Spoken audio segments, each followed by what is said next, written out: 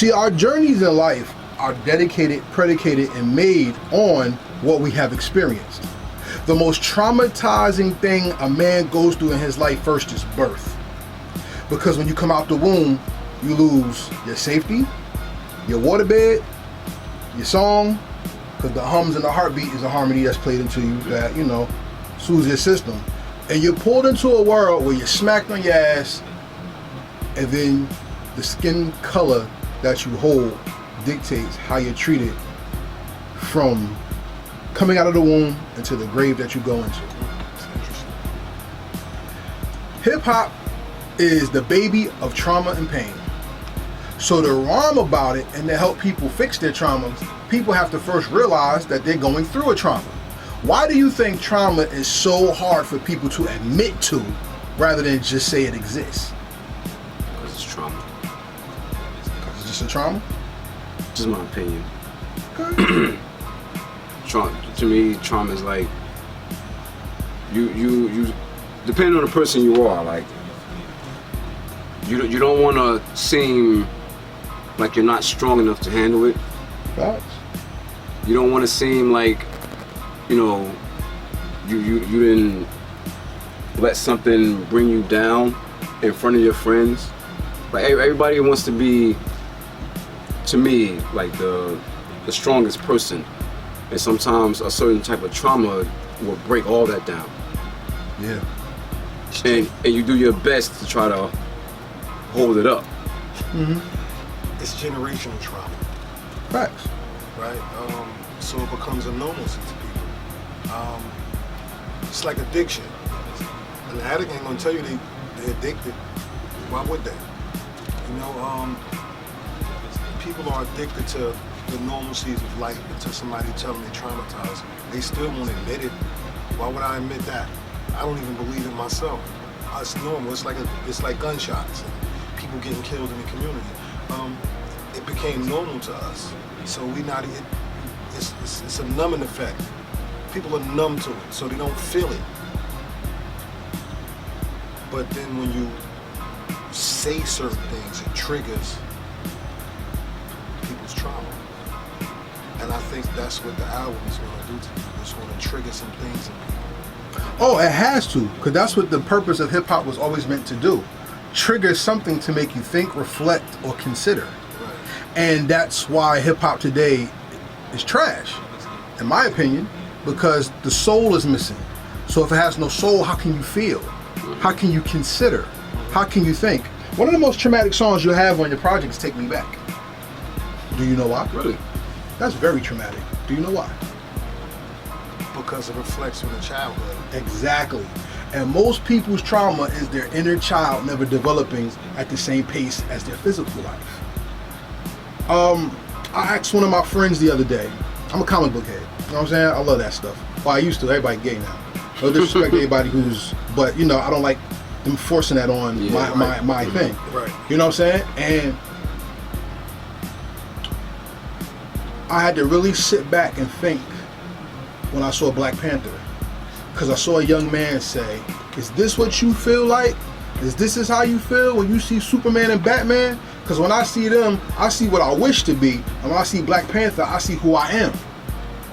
So the first trauma most little boys go through is wanting to be a hero, because there's none that look like you. So you have to wish you're another person you can't identify with yourself.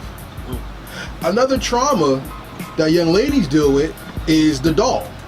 And if you've seen the 1960s, which doll is better, the black one or the white one? Right. But how about this? The most traumatic thing a woman goes through with the doll is not the color of the doll only.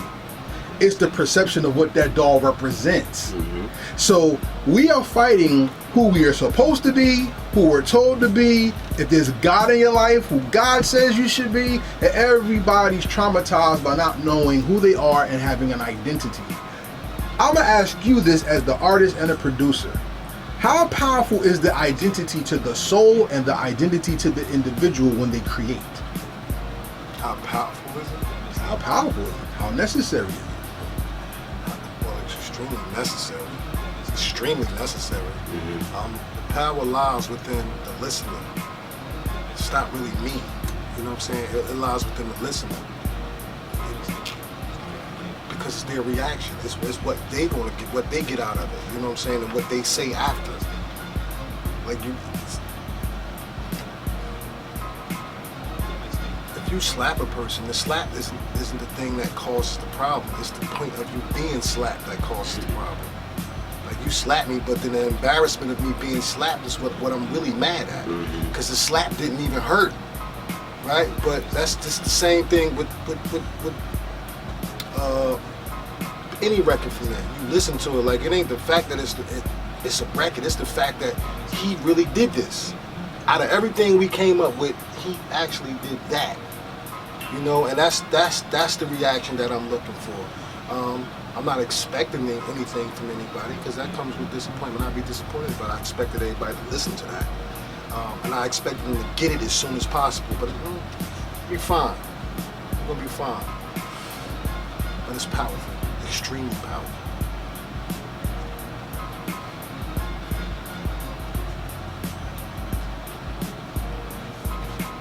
To me, it depends on, again, the listener.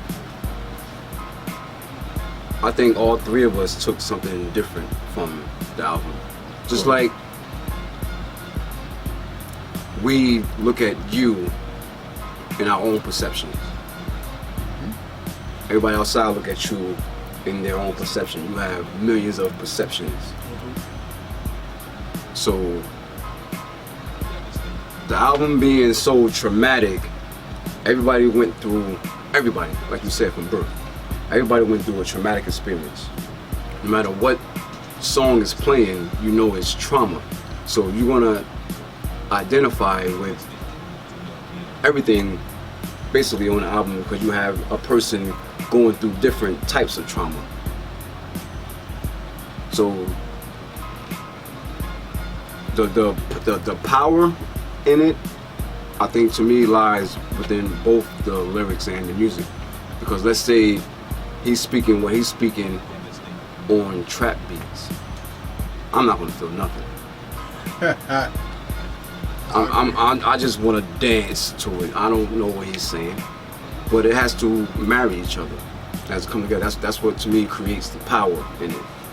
So then what's more confusing? The eyes or the heart when it comes to creativity and what you've created? Not the ear. I'm gonna take the ear totally out of it. That's too easy. The eyes and the heart. I'm gonna say eyes. The eyes are the more deceiving ones. Yeah. Yourself, what you said? I agree, the eyes. I think all three of them work against us all. Because the major trauma in the album that I picked up on is the simple fact that the message is not heard, the message has to be seen, and people are not mature enough to see it. Close your eyes. But that's not seeing, that's visualizing. It's two different things. Because if you close your eyes and visualize, yeah, you're putting a vision into yourself. But to see means to feel, think, see, hear, have your spirit in tune and everything. So on the album, the trauma I see is identity, women, society, spirituality, and more importantly, fear of the future. This is a very deep album for the simple fact I only heard one other album like this. This was Sticky Fingers, Kirk Jones versus blah blah blah blah, because it was a movie that played out in from your eyes. Either it was a bona fide classic or it was an album that was hated. Most people love the album. I think this album is the same way because most people are too afraid to be real with themselves first, then listen to the music. What is it like as an artist to pull the hell out of somebody and then make them identify their own demons, but yet you're helping them exercise the demons at the same time? That's simplicity with me. It's not even complicated. It's just normally what I do anyway. It's just you're just building with somebody. You're just sitting in front of somebody building with them, right? And 9 times out of 10, because of the generation and the population of people that we're dealing with right now, everything is visual to them. Right. They don't believe in it until they see it. So how about you close your eyes and look at this, right? Even if you didn't see a video, you can still see what happened, right? And that's a way of teaching people. at this point. You know what I mean? Because the generation of people that's out right now, everything is visual. I don't care what you're doing, everything is visual. So the idea and the concept is to put something visual in their face. Well, look at this then. Look at this and tell me what you see. You can put some titties in front of somebody, you can put some jewelry in front of somebody, you can put some money in front of somebody. That's normal. What if I put something else in your face? You're gonna think about it. You're gonna visualize it yourself, and you're gonna put yourself in that seat because it's not talking about me. It's generalized with everybody. So you can pick yourself out of this and be like, damn, I feel like that. Or I've been through that. Or my nephew been through that. Or my aunt been through that. Or my sister. You can start picking this apart because you can see it yourself without even doing a video or visual for anything. So. Somebody you know has been through something on that album. Yep. Oh, hell yeah. Because that's a real life album. That's just life. Yeah, we're not driving expensive cars, drinking Moet and all types of shit and popping bottles. No, this is a life album. And that's the scariest thing about life is that you have to face it at one time in your life. That's maturity. I tell everybody all the time, if nobody calls you a hypocrite in your life, you didn't mature. Because what you did in your past will never equate to who you are in your future unless you have stopped growing. Not learning, growing. And that's why I think this album is important, because the most traumatic thing young black men go through in this country is education and the educational system. Do you agree? I agree. Let's put it this way. I went to a Jewish school to see a basketball game. This was a high school. And they had little kids there too. So it was like one of the wild programs, K through 12 or something like that. And the kids in 1st and 3rd grade were talking about Palestine, Israel, and the Torah. So they're already girded with culture and identity. Our children go to school and people give them things that are not relevant to who we are, but is always based on who looks the best, who has the newest song or the newest clothes or something, and about a bunch of drama, but not about the healing, the communication, and the reparations of the family and the society. It's just about the big lie we were told back in the past: go to school, get a good job.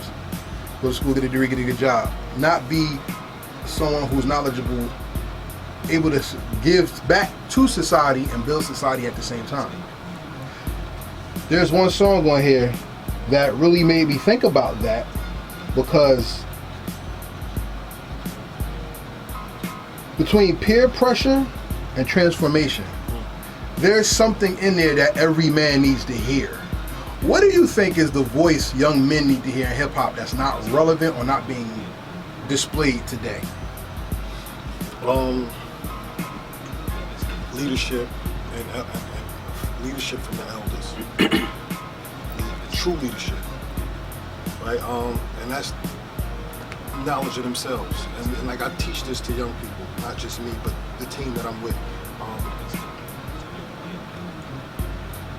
In retrospect, the album, that first one is just an initial spark. It's just, I want you to pay attention to something, because I'm about to take you somewhere.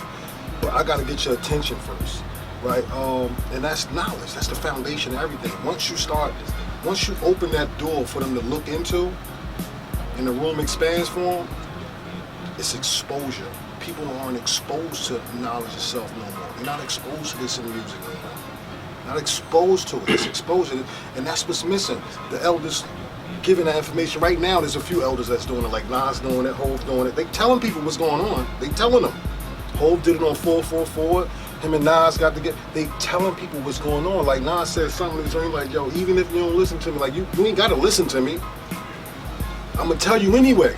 You ain't gotta hear me. I'm gonna tell you anyway. But we need that from so many different artists. Busta did it in his album. He snuck it in. But Busta always been that way. But I don't think the mainstream, well, they're not supposed to, so I'm not even going to put that out there, but that's not the mainstream's job to tell us about who we are. Well, like you said, it's the elders that's telling us, but the younger ones are more popular right now. So if the younger ones was listening to the elders and following the elders' steps and telling us, then the younger ones under them would follow. That's why I have an issue with hip hop right now. I love hip hop, as you can tell. I got a whole thing called Heritage Hip Hop, but the name is for a reason. Because our heritage is deeper than our beats and our words. That's only a documentation of our existence. Our education, put it like this. If you kill an elder, you burnt the library. But if the elders are not holding the knowledge, then what exactly is being lost? And you brought up knowledge. The equation that I know a man needs in his life is knowledge, wisdom, and understanding. But the last part is the part that nobody talks about, and that's insight. Because you can get all the knowledge, wisdom, and understanding, but you still have to have it within yourself to give it. And one thing I've learned in my life is a lot of people want to be the leader, but they can't lead themselves. And that's why I think there's a very big problem with how we perceive ourselves, our culture, if it really is a culture now, and the foundation and legacies of which to come. What's the most important thing hip hop taught you that you want to give to somebody else? Expression. Creativity and what? Expression. Expression. Break them down. Go ahead. So it's the same as expression, being creative. You can actually find your own identity doing it, because you have to tap into yourself. Nobody can do this for you. I don't care if somebody writes some lyrics for you. You got to say them. You have to build upon that. So I think creativity, for me, because like you, I'm into comic books, I'm an artist, I'm into all of that stuff. So I've been creative since I was a kid because of my trauma. Because of my trauma and I first heard about hip hop in like, had to be like 85 or something like that. I was living in the projects in Hayes Homes, and the elder Delaquan came to me. Matter of fact, I ain't had no business outside with them, to be honest with you. But I'm outside with the elders, and they had the big radio out. Remember it like it was yesterday. This was 85, maybe 84, something like that. And he was playing Rakim. He was like, "You don't know nothing about this." I'm a kid. And he's saying that stuff to me. And I used to go in the hallway and rap and beatbox with my niece. We'd be like 3-4 months apart, same age, 3-4 months apart. And my trauma is what helped me be creative. Creativity. Expression. I would say my expression comes from me being so introverted, and I use music to express myself. Like, I don't talk much. I let my music talk. So hip hop was like, when I heard the stories they were telling back then in hip hop, it was like, that was a way to express yourself. That was art back then. I guess I was born into an artsy family. Like my mother and my father's side, everybody does something artsy. So music is my expression when I don't talk. So that's the expression part of me.